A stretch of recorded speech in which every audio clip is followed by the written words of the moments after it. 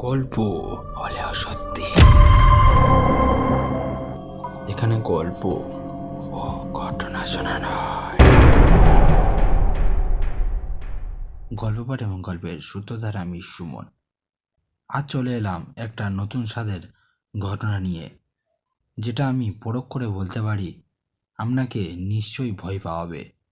প্রথমে বলি, আমি এতদিন ঘটনা দিতে পারিনি আমার ফোন খারাপের জন্য। এর জন্য আমি সবাইয়ের কাছে ক্ষমাপ্রাপ্ত।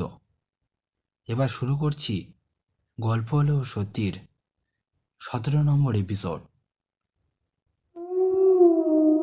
যেখানে মানুষ ভয় পায় সেখানেই আতঙ্ক ছড়ায়, উইথ সুমন।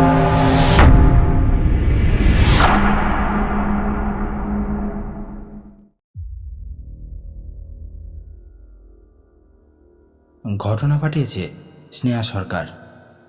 যেমনভাবে পাঠিয়েছে ঠিক তেমনভাবেই পড়ে শোনাচ্ছি। হাই সুমনদা, কেমন আছো? আশা করি খুব ভালো আছো। আমি এই বছরের মাধ্যমিক পরীক্ষার্থী, তাই তোমার কাছে এতদিন ঘটনা লিখে পাঠাতে পারিনি।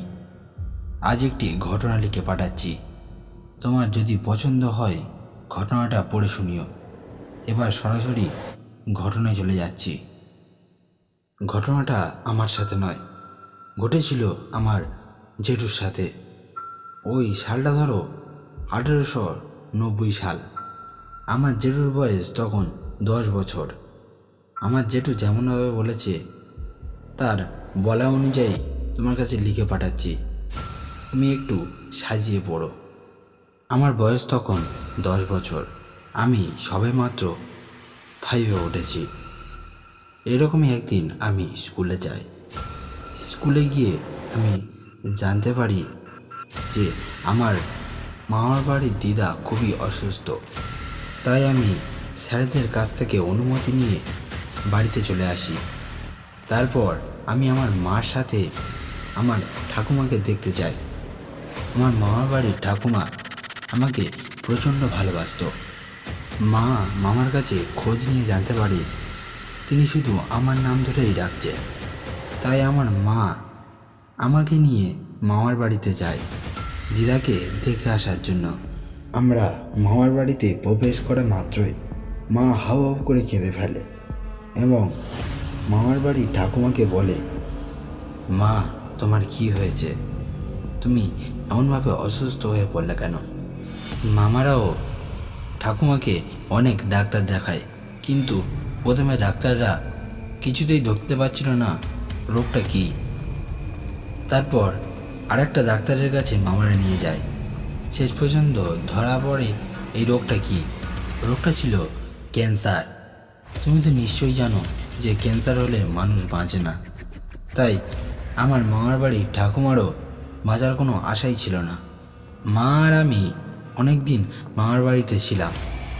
আমার পড়াশোনা কামাই হচ্ছিল বলে আমার মা আমার মামার বাড়ির ঠাকুমাকে বলে, মা আমরা এখন আসি, তোমার নাতির অনেক স্কুল পড়া কামাই হচ্ছে, পরে একদিন এসে তোমার কাছে অনেক দিন থাকবো। চলে আসার সময় দিদা ভালোভাবেই কথা বলছিল। তারপর আমি এবং আমার মা বাড়িতে চলে আসি। বাড়িতে আসার পর আমার বাবা আমাকে এবং আমার মাকে জানায় যে আমার মামার বাড়ির দিদা আর নেই, অর্থাৎ তিনি মারা গেছেন। এই কথা শুনে আমার মা এবং আমি অত্যন্ত ভেঙে পড়ি এবং তৎক্ষণাৎ আমার মা আমাকে নিয়ে আবার মামার বাড়ি ছোটে এবং দিদার কাছে যায়। এরপর আমরা যাওয়ার পর দিদার মুখহন্মি করা হয়। এরপর বাড়ি সবাই চলে আসে। 15 দিন বাদে দিদার কাজ করা হয়। এই ঘটনাটা শুরু হয় দিদার শ্রাদ্ধের কাজ হয়ে যাওয়ার পর থেকেই। শ্রাদ্ধের কাজ হয়ে যাওয়ার পরে আমরা বাড়িতে চলে আসি এবং এই রকমই একদিন আমি রাত্রে আমার ঘরে বিছানায় শুয়ে আছি। আমি স্বপ্ন দেখছি কিনা জানি না, এমন সময় আমি দেখতে পেলাম যে দুজন প্রেতাত্মার মতো কিছু একটা আমার কাছে এলো এবং আমার দুটি হাত ধরে আমার মামার বাড়ির কাছে শ্মশান ছিল, ওই শ্মশানের কাছে আমাকে উড়িয়ে নিয়ে গেল। শ্মশানের একটা ঝোপ থেকে আমার ঠাকুমা বেরিয়ে এলো এবং সেই প্রেতাত্মার মতো দুটি জিনিস সেই ঝোপের আড়ালে চলে গেল।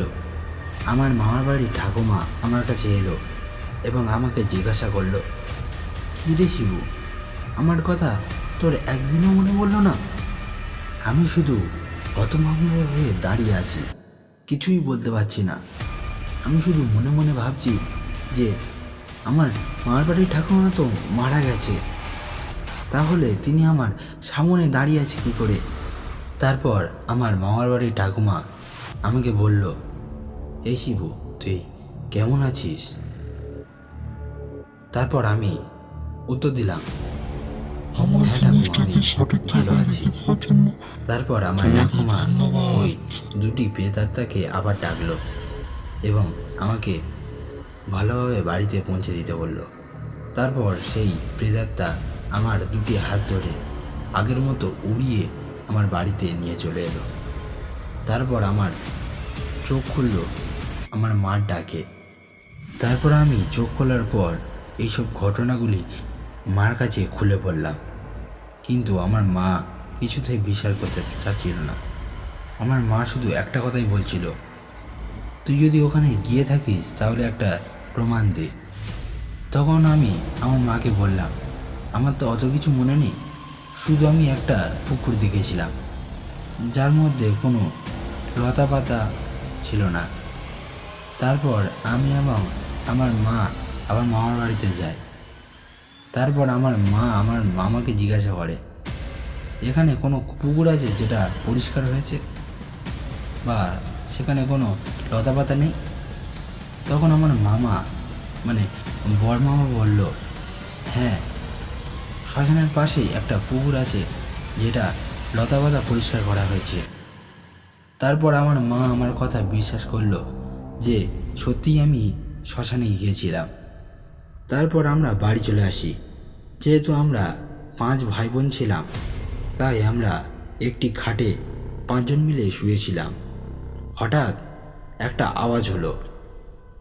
সেই আওয়াজ শুনে সবাই উঠে পড়ল।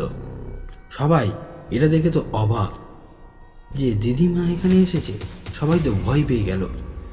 তখন আমার দিদিমা বলল, তোরা ভয় পাস না রে, তোদের আমি কোনো ক্ষতি করব না। আমার প্রিয় শিবুটাকে একবার দেখে যাওয়ার জন্য এসেছি।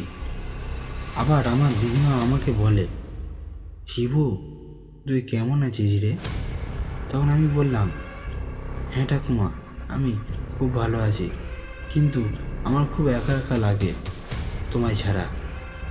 তখন আমার দিদিমা আমাকে বলে, দেখ শিবু, আমার তো আর কিছুই করার নেই, আমি আসি রে। বলে আমার দিদিমা সেখান থেকে অদৃশ্য হয়ে গেল।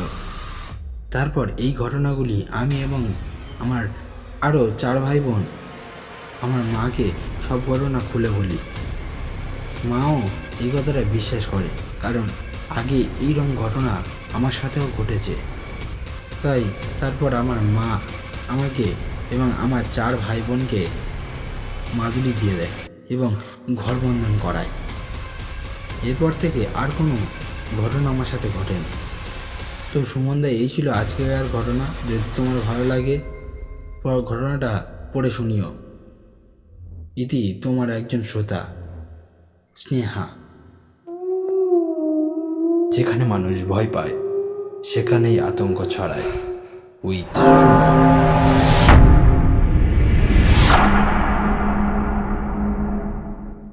এই ছিল আজকের ঘটনা। কেমন লাগলো অবশ্যই কমেন্ট করে জানাবেন। যদি ঘটনাটা ভালো লাগে লাইক, কমেন্ট এবং শেয়ার করে দেবেন, এবং আরও এই রকম ঘটনা পেতে চ্যানেলটাকে সাবস্ক্রাইব করে রাখবেন।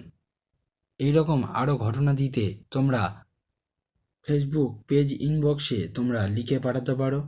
এছাড়া সুমনমিদ্যা 857@gmail.com ঘটনা লিখে পাঠাতে পারো। আজ এখানেই বিদায় নিচ্ছি। নিয়ে আসবো পরের এপিসোডে এই রকম আরও হাড়হীন করা ভৌতিক ঘটনা নিয়ে। শুভরাত্রি।